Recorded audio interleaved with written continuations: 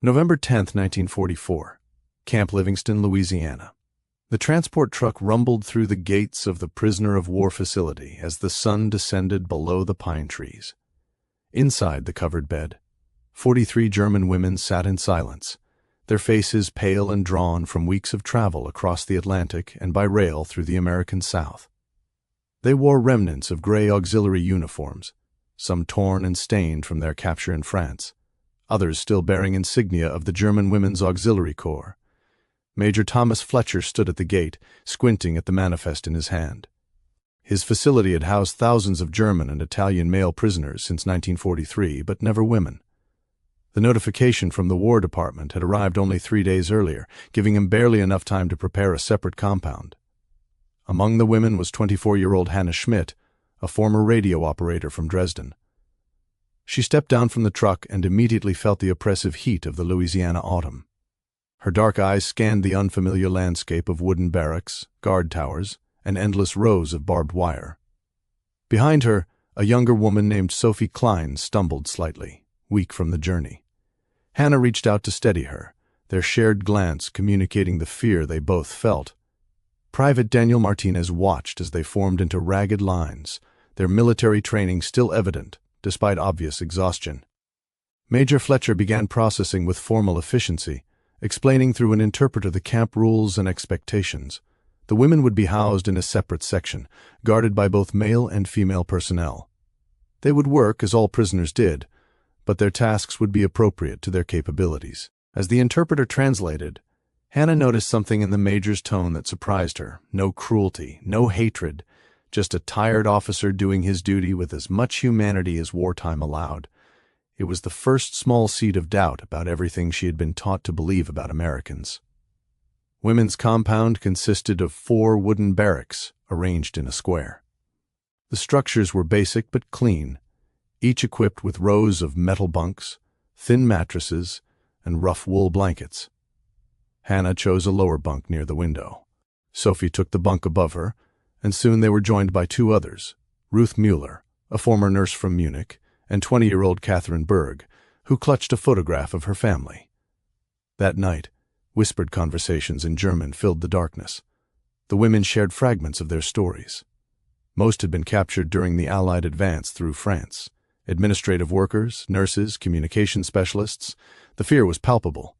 They had heard stories about what happened to prisoners, particularly women prisoners, in enemy hands. The propaganda had painted Americans as barbaric and ruthless. Yet the reality contradicted those teachings. Morning came early with the sound of a bell. After washing in cold water, breakfast was served in a partitioned mess hall. The women filed in, eyes downcast, expecting the worst. What they received was a tin plate with oatmeal, a slice of bread, and weak coffee. It was simple fare, but it was warm, and there was enough of it. For women who had spent the final months of the war watching rations dwindle to almost nothing, this simple breakfast seemed impossibly generous. Private Martinez stood watch as they ate, noting how slowly and carefully they consumed the food. One older woman began to cry quietly, tears falling into her oatmeal. When another prisoner asked what was wrong, she whispered that she had not seen this much food at one time in over a year. The routine established itself quickly.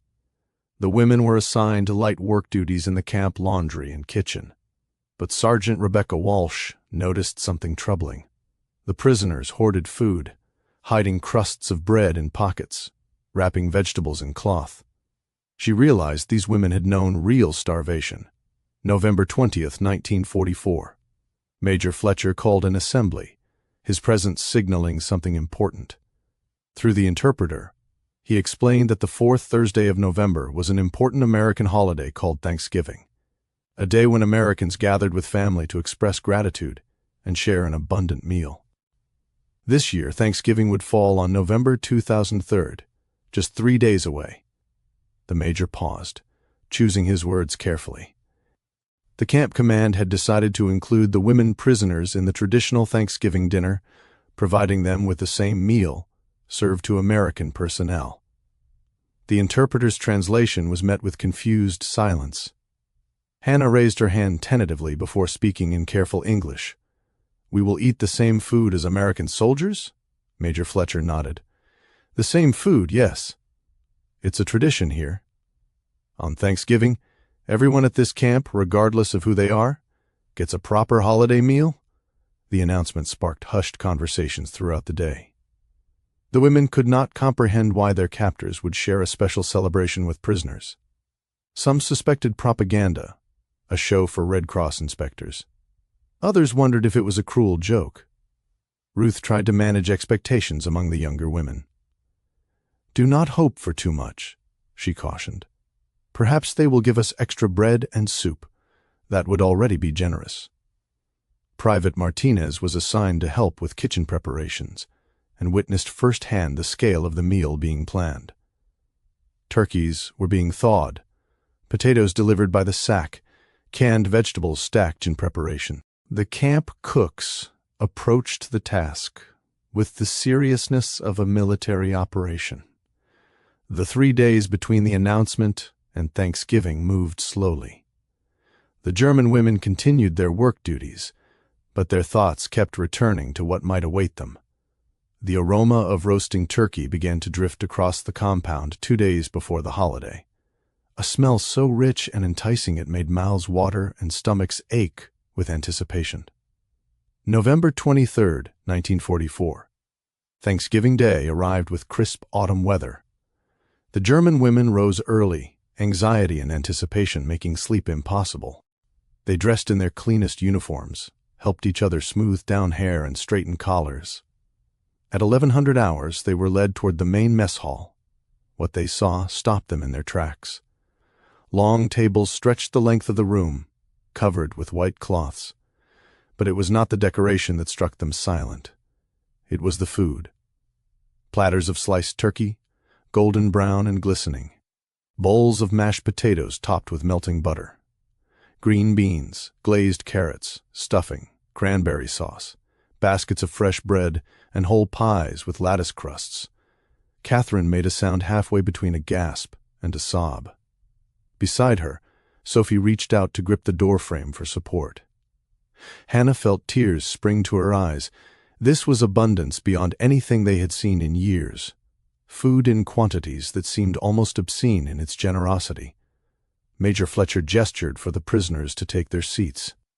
"Today, we share a meal, as Americans have done for hundreds of years," he said. "Today we give thanks for what we have, and we share it with everyone at this table." The women moved forward hesitantly. Ruth found herself seated between Private Martinez and another young soldier. Across from her, Hannah sat with trembling hands clasped in her lap. Sophie had begun to cry openly, tears streaming down her face. When the first portion of turkey was placed on Ruth's plate, she stared at it in disbelief. Then came mashed potatoes, green beans, stuffing, cranberry sauce. The portions were generous, abundant, the kind of serving one might give honored guests. Hannah cut a small piece of turkey, her hand shaking. The meat was tender, seasoned with herbs, moist and flavorful. She chewed slowly, eyes closing as taste and memory collided. This was food prepared with care, with the assumption that people eating it deserved something good. Around the hall, German women were crying as they ate.